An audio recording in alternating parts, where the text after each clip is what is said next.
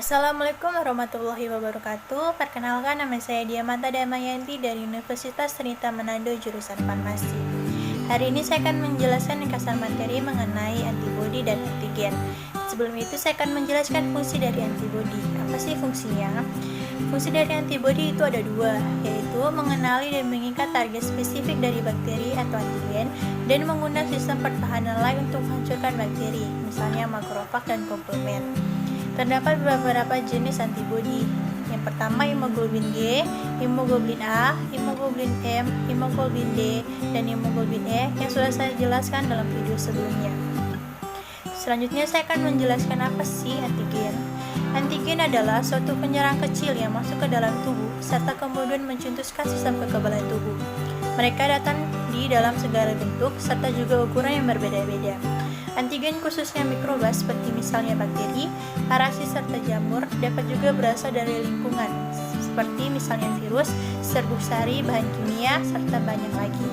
Pada tiap antigen tersebut dapat atau bisa mengakibatkan infeksi pada tubuh. Selanjutnya fungsi dari antigen yang digunakan untuk memanfaatkan suatu molekul yang dapat atau bisa dimanfaatkan di dalam memacu proses dari respon imun yang umumnya dikenal dengan imunogen. Lalu digunakan yakni sebagai cara untuk dapat memperlihatkan suatu molekul dapat atau bisa melakukan reaksi dengan antibodi ataupun juga sel T yang sudah atau telah melalui proses desensitasi. Selanjutnya jenis-jenis antigen dikelompokkan ke dalam beberapa golongan, diantaranya sebagai berikut yang saya akan jelaskan. Yang pertama mengenai jenis antigen berdasarkan determinannya.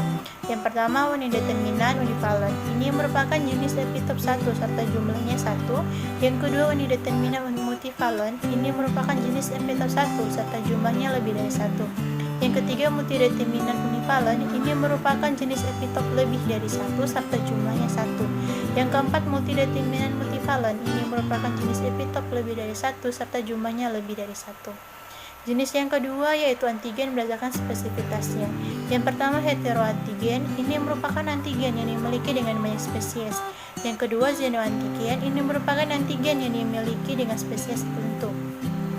Yang ketiga ada alloantigen. Ini merupakan antigen yang dimiliki dengan satu spesies. Yang keempat antigen organ spesifik. Ini merupakan antigen yang dimiliki dengan organ tertentu. Dan yang kelima yang ada autoantigen. Ini merupakan antigen yang berasal dari tubuhnya sendiri.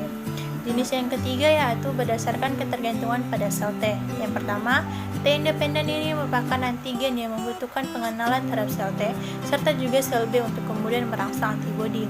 Yang kedua, T independen ini merupakan antigen yang bisa merangsang sel B itu tanpa harus mengenal sel T terlebih dahulu. Jenis yang terakhir yaitu antigen berdasarkan kandungan bahan kimianya. Yang pertama, karbohidrat ini merupakan antigen yang imunogenik. Yang kedua, lipid ini merupakan antigen yang tidak imunogenik namun absen. Yang ketiga, asam nukleat ini merupakan antigen yang tidak imunogenik. Yang terakhir, protein ini merupakan antigen yang imunogenik.